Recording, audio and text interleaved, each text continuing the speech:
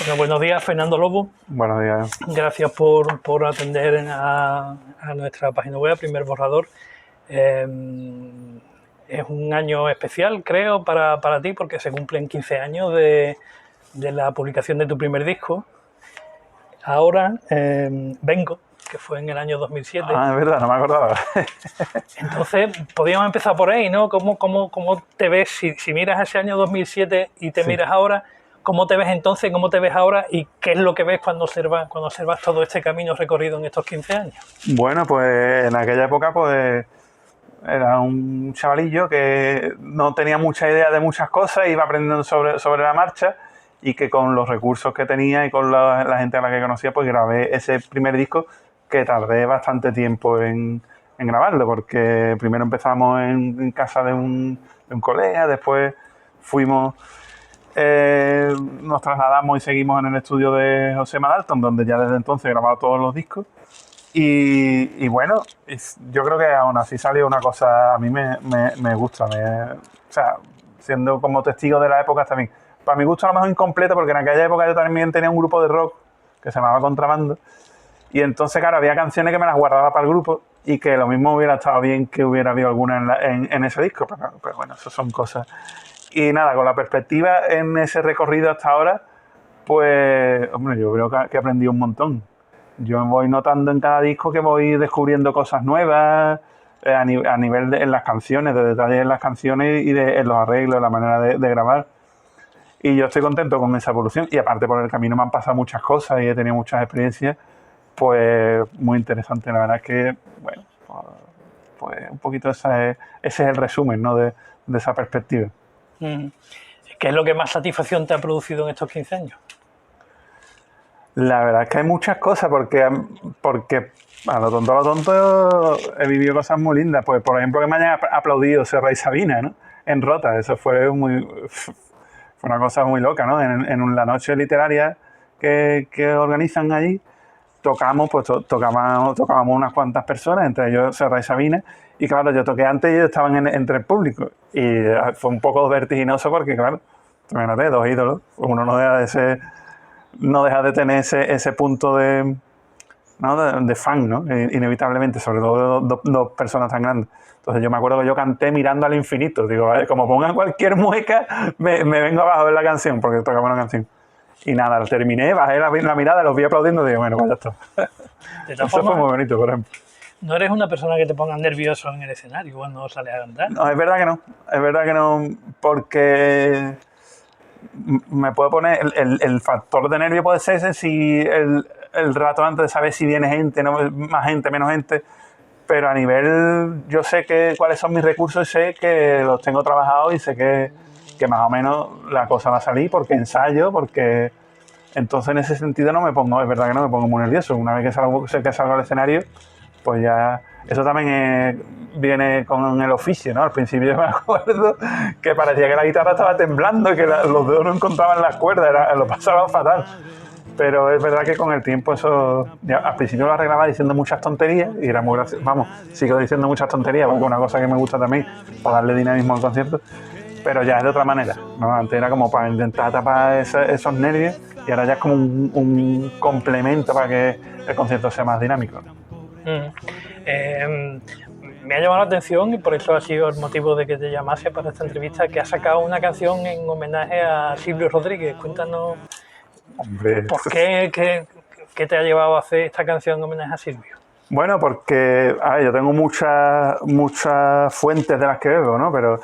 Pero siempre acaba uno volviendo a Silvio. Silvio es un gigante, como pueden ser los Beatles o como puede ser, yo qué sé, Jimi Hendrix, ¿no? Cada uno en su estilo y en su espacio, por decirlo de alguna manera, sonoro, ¿no? Y es un gigante a nivel poético, a nivel musical, con la guitarra nos ha enseñado muchísimo a un montón de creadores, y no solo cantautores. Yo conozco músicos de jazz que también han estado muy influidos por Silvio, de alguna manera, o músicos de rock. Hay versiones de, yo qué sé, Barricada han versionado a Silvio, por ejemplo, o cantantes más del pop como... Se me ocurre Zahara, que también la he escuchado yo versionando a Silvio en algún momento, o incluso en el carnaval, ¿no? Juan Carlos Aragón era un enamorado de Silvio Rodríguez. De hecho, a su hijo lo bautizó como Silvio y tiene un montón de guiños a lo largo de su obra. Entonces, alguien muy gigante. Y además, me llama mucho la atención que es como alguien muy fuera del... Es digno de estudio porque es como muy fuera del Star System. No está en los algoritmos, como siempre digo, no sale apenas en la tele, en la radio, pero ahora mismo viene a hacer una gira y llena lugares enormes en los que no llena prácticamente nadie más y como son cosas que parece que no, pero están ahí, ¿no? Y yo qué sé, y cosas que también es el antivivo. Yo lo he visto en imágenes en estadios enormes, él solo con su guitarrita en medio, con una camisita de cualquier hechura, con unos vaqueros, vámonos que nos vamos. Entonces todo ese tipo de cosas y cómo se ha transmitido también, muy antes de que existiera internet, todo eso ya lo hablábamos antes. Ya la cosa ya era viral a través de los cassettes, de las cintas de vídeo que se grababa uno que había visto a las tantas de la noche en la tele, había grabado un concierto, no sé qué. Entonces todo ese tipo de cosas hace que sea un artista muy especial, porque además la manera suya de enfocar el arte, la creación y tal, me parece también muy interesante. No solo las canciones en sí, sino la filosofía que transmite, ¿no? Yo qué sé, es que me pongo a hablar de Silvio, nos podemos tirar aquí hasta mañana. Y aparte su compromiso social, ¿no? Él es un tipo que de repente pues hace conciertos gratuitos en barrios en Cuba o viene a España y hace sus conciertos cobrando, pero también le gusta hacer cosas que acerquen a gente que a lo mejor tiene menos posibilidades o que, no sé, me parece una persona muy, muy interesante y un pedazo de artista. Entonces de bien nacido de ser agradecido, ¿no? Por eso hice la canción. Primero fue un soneto, escribí un soneto, pues no sé a santo de qué, no fue nada en concreto, sino que me apeteció. Y me gustó cómo quedó y dije, bueno, pues para que este soneto salga más allá del papel, yo creo que puede estar interesante ponerle música. Nada, cogí la guitarra, le busqué su melodía, le di las vueltecitas y al final quedó esta canción que, no sé, yo estoy satisfecho dentro de que siempre un artista es un inconformista con lo suyo, ¿no? Pero yo creo que ha quedado una cosa bonita. Es curioso porque, aparte de la riqueza musical que tienen todas las canciones de Silvio, ¿no? Tanto por el acompañamiento muchas veces como cuando él está solo con la guitarra, ¿no? Claro. Aparte de eso, la importancia que tiene la letra de Silvio me lleva a conectar con una frase que tú dijiste en una entrevista hace algún tiempo. Decías, no, es que yo no entiendo. A propósito de que fuiste a un concierto, a un festival de rock, y decías, no, las letras Así no es, verdad, las valoramos. Dice, las letras son algo fundamental a la hora de valorar la creación de artistas. Entonces, es muy curioso porque Silvio Rodríguez, pienso yo, no sé si tú compartes esa opinión, sí, podría perfectamente publicar todas sus letras como libros de poesía, sin música, Silvio Rodríguez incluso hacer lo mismo solo con la música. Claro. Sí, es verdad. Hacer las dos cosas a la vez. Las dos cosas son muy completas en su... Eso hay veces que no se le da valor, como por ejemplo desde el mundo literario a veces, en su momento con Bob Dylan, cuando le dieron el Nobel, la polémica que hubo. Mire usted, escriba usted como Bob Dylan, ¿no? ¿Qué pasa? Que si tiene música ya no vale. Al revés, tiene más valor, ¿no? Porque son dos disciplinas unidas y en el caso de Silvio es eso, igual. Es un tremendo poeta, eso es indiscutible. Las metáforas que usa, las imágenes, las temáticas que aborda, es tan completo que sí, que totalmente es un poeta. Yo siempre he dicho que deberían, en algún momento deberían darle el premio Cervantes a Silvio o a Serrat. Ya con Crae van tarde, pero sí, es que lo veo clarísimo, ¿no? Uh-huh. Nadie discute que la Odisea sea literatura, y la Odisea se cantaba, ¿no? Surgió también así, entonces... Uh-huh. ¿Esta canción es algo independiente dentro de tu trabajo como creador, como cantautor, ¿no? ¿O va a formar parte de tu próximo disco? ¿Qué plan tienes para esta canción? ¿O es solo un adelanto? ¿O es algo aquí que ha surgido como...? Todavía no lo tengo muy claro, ¿no? Porque yo voy un poquito, como decía el compañero Joaquín Calderón, en un libro suyo creo que era, se titulaba Soy como puedo, y me parece magnífico. Que muchas veces uno hace planes, pero después las circunstancias van también dictando y cambiando un poco. Entonces, en principio yo estoy grabando unas cuantas canciones, un disco. Pero esta fue de las primeras, las terminé muy pronto y me quemaba en el cajón, yo no la podía tener guardada, entonces me apetecía mucho sacarla a la luz y la he publicado como single. Ya cuando saque el disco, el resto de las canciones, ya veré si también va dentro del disco o se queda simplemente como single ahí en solitario, o incluso a lo mejor tampoco hago disco, sino que voy sacando las canciones una a una. Eso no lo sé, estoy en el camino. A mí me gusta ahí que las circunstancias sean un poco las que vayan marcando la pauta, no ponerme tampoco ahí no sé, cuadriculado, ¿no? Porque y también ya, primero es ir terminando las canciones y ya después veremos lo que hacemos. Después volveré otra vez a preguntarte sobre Silvio, pero perfecto. Ahora que estás hablando de cómo trabajas y cómo produces tus trabajos discográficos, tú has nacido ya en una época en la que después de Napster y todas las plataformas digitales reventaron el mercado de la música, ¿no? Lo han cambiado absolutamente, digamos que tú eres de la nueva hornada. ¿Es tan diferente ser músico hoy que hace 40 años? ¿O en el fondo sigue siendo lo mismo? Bueno, en el fondo imagino, o sea, si vamos al meollo, sí será lo mismo, ¿no? Porque hace canciones y mostrarlas y buscar los canales que hay en cada momento para mostrarlas. Así en abstracto puede ser que sí.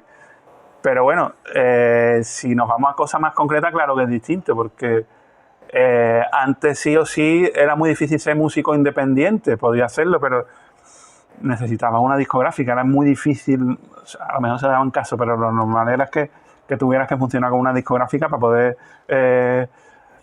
plasmar tu música, ¿no? en un soporte físico y moverlo y tal. Hoy en día es verdad que en ese sentido es más fácil guisártelo y comértelo por ti mismo y hay más recursos para hacerlo más a tu rollo y más independientemente, como digo. Pero también en la otra parte cada vez parece que hay yo no digo un poco en plan tremendista, pero parece como si hubiese un complot contra la música. Cada vez la gente o sea, hubo una época en la que los reproductores de música iban como progresando, cada vez sonaban mejor y la gente compraba, bueno, pues ahora un equipo, ahora es al revés, cada vez suenan peor, la gente escucha cada vez en dispositivos de peor calidad. Eso por un lado. Después, discos. ¿Quién compra discos físicos ya? O sea, en los ordenadores no hay reproductores de CD, en los coches empiezan a no haberlos tampoco. Entonces, es verdad que eso se va quedando ahí como cada vez más complicado. Es como una carrera de obstáculos cada vez más difícil. Y es verdad que todo está a mano, o muchas cosas están a mano porque están ahí en internet, pero eso también es una dificultad porque, claro, si llamamos a lo material, los niveles de ganancia que hay con la distribución digital son misérrimos, son paupérrimos. Se gana mucho menos que que si tienes la oportunidad de vender un disco físico. Entonces, es verdad que sí que cambia. Yo, de hecho, el próximo disco me lo estoy planteando hacerlo simplemente digital, no hacerlo físico, porque las circunstancias son las que son y tampoco vamos aquí a... También lo de los discos es un ejercicio un poco de romanticismo en cierta forma, ¿no? Porque es verdad que también hay mucha gente que no escucha discos, sino que escucha canciones sueltas, se hace su playlist, pero aún así yo soy de los que me gusta pensar el conjunto de canciones, el orden, que tenga un sentido, a lo mejor no en la temática, pero sí que sea un viaje el disco, ¿no? Que ahora es una canción más lentita, ahora un poquito más animada, ahora que tenga su trayectoria, ¿no? En alguna manera. Y eso, pues, es cierto que se pierden otras maneras de escuchar música.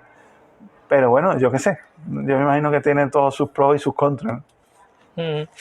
Y antes de volver también a Silvio, ha cambiado, digamos, la estructura de cómo se produce la música hoy en día.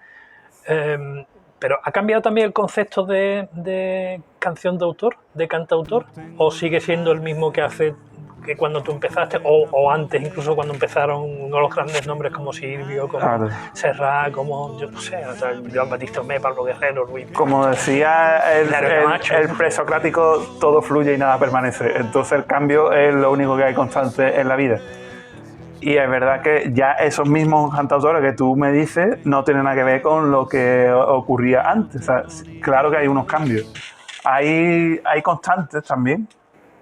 pero y también entre ellos son distintos, o sea, tiene que ver, pero no tiene que ver Silvio y Sabina realmente, por poner alguna comparación. Entonces sí, hay cambios.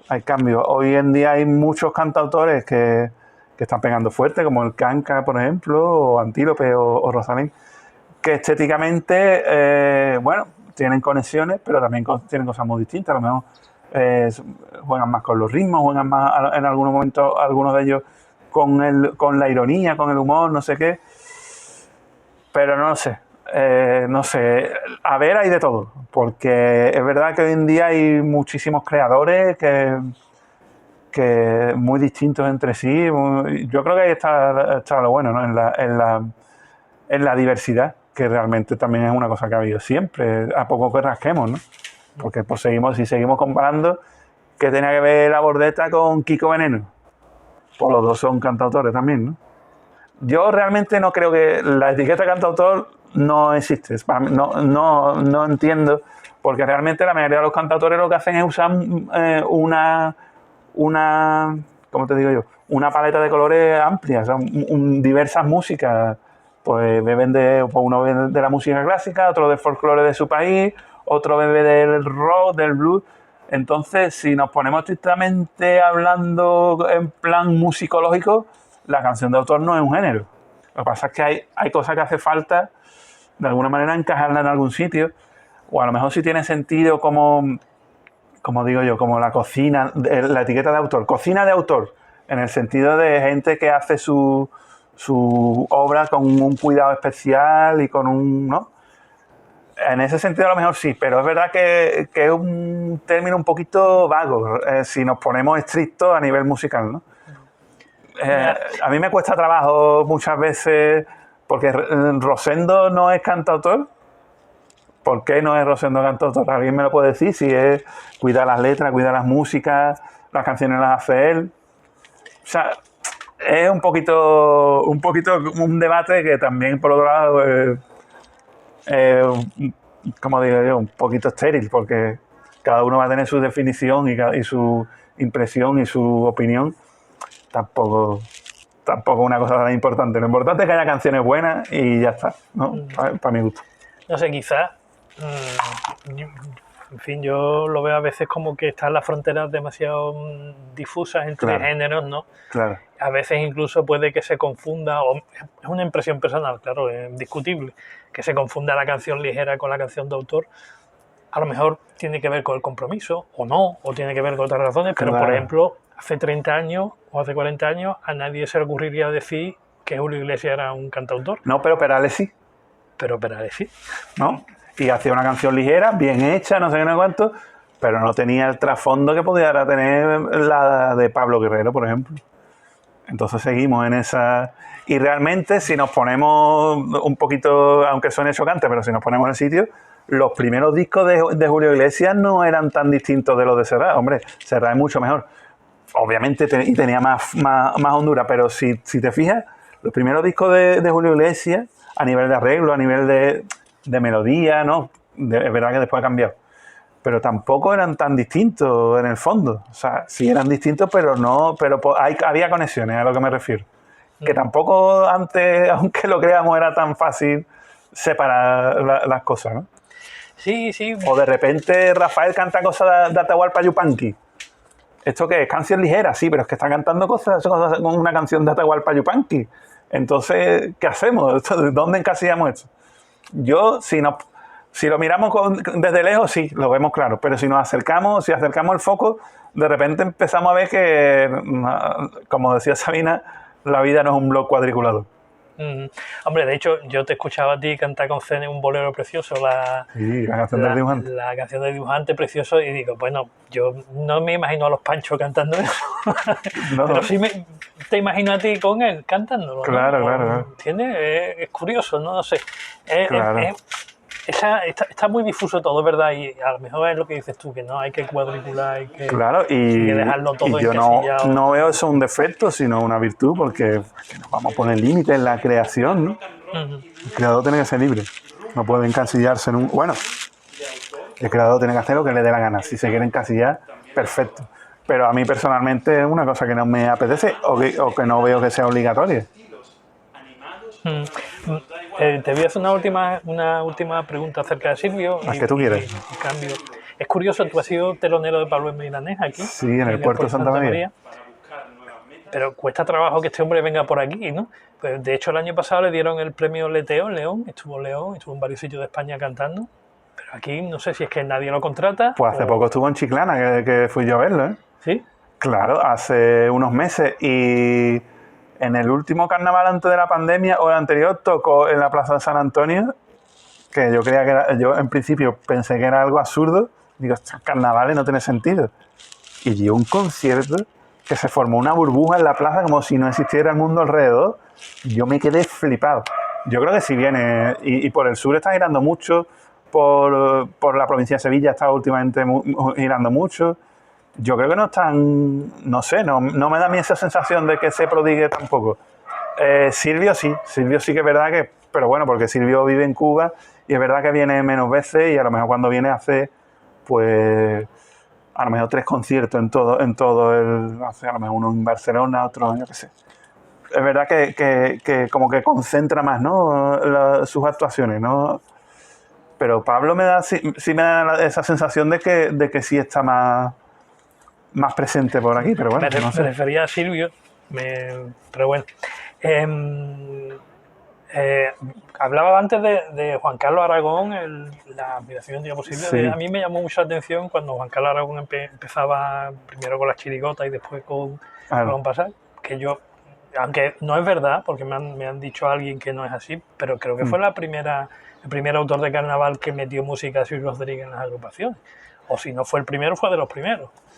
No sé, la verdad que no me he puesto a mirarlo, habría que mirar fechas y eso, porque yo recuerdo que, por ejemplo, ya te digo que habría que mirar años, pero yo me recuerdo que también Martínez Ares me metió en un popurrí, la de Vivo en un país libre. Ahora mismo tampoco me acuerdo de qué comparsa era, ¿no? Pero sí, Silvio Rodríguez, en verdad, si te fijas, y aunque parezca curioso, y eso es más de esto que casi todos los años está en algún popurrí. Es curiosísimo, casi todos los años. De alguna chirigota, casi todos los años. Porque yo me fijo, yo estoy muy pendiente y digo, tío, otra vez. Volvemos a decir, no está en la radio, no sale en la tele todos los días, no está de moda. Pero está ahí, tío. Como una presencia ahí, como una corriente submarina, ¿no? De alguna manera.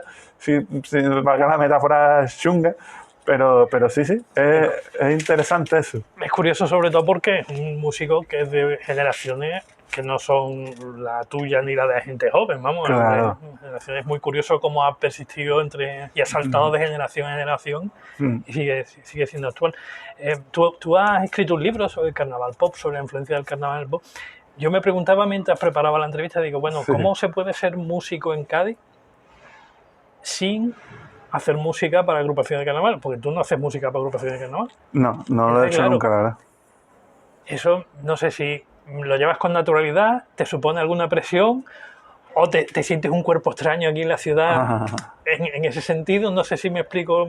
Hombre, yo lo llevo con naturalidad porque las cosas son como son. La verdad que a mí no se me da bien ese... No sé, como que a mí yo le tengo mucho respeto. Yo no compondría un paso doble, me parece una cosa muy difícil. O el cuplé ya ni te cuento. El cuplé me parece lo más... La pieza, yo qué sé, el género más difícil del mundo. Tío. Para un buen cuplé hace falta mucho talento. O hace falta sobre todo, como te digo yo, pues eso, tener esa fórmula cogida, y a mí me da como mucha cosa porque estoy rodeado de mucha gente que es experta en eso. Y entonces como que no entrar en eso me parece un poquito...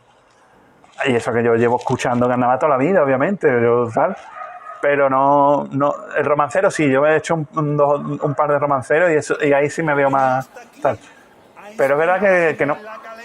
Y es raro, y es verdad que es raro y cada vez más complicado en esta ciudad, en cierta manera, llegar a la gente sin pertenecer al mundo del carnaval, eso es una realidad, o del flamenco en un momento dado.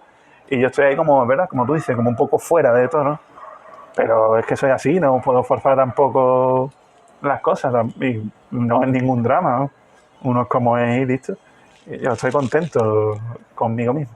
Vamos, tampoco te ha venido nadie a decirme, oye, Fernando, componme No, a lo la mejor música alguna vez para me la han pedido comparsa. alguna letra, a ver si no sé qué, pero la verdad que nunca he terminado de... No, nunca he cuajado, la verdad. Y tampoco han sido muchas propuestas, por otro lado. La verdad. Mm, bueno, ya para terminar, empezamos hablando de que se habían cumplido 15 años de la salida al mercado Que yo no había ni caído, fíjate. tu primer disco. Qué desastre. ¿Cómo ves o cómo te gustaría que fuesen en los próximos 15? Si es que es una pregunta muy aventurada, pero vamos, ¿te gustaría que fuese igual que lo que ha pasado? Mejor, hombre, imagino que mejor. Hombre, ¿no? siempre, si puede ser, siempre, si pudiera ser mejor. ¿Algún deseo en especial que te gustaría cumplir? Hay muchos deseos de cantar con gente con la que no he cantado todavía, ¿no? Por ejemplo, ¿no? O de tocar en sitios en los que no he tocado todavía, que uno va sumando poquito a poquito. Eso, por ejemplo, pero los próximos 15 años, pues no perder mucho pelo, por ejemplo. No sé, yo creo que con poder seguir con esta progresión que yo la hago despacito, siempre despacito, pero siempre sumando y seguir acumulando momentos intensos e interesantes, yo creo que ahí me conformo, entre comillas, ¿no? No sé, pero el futuro siempre es un misterio. Vale, muchas gracias. A ti.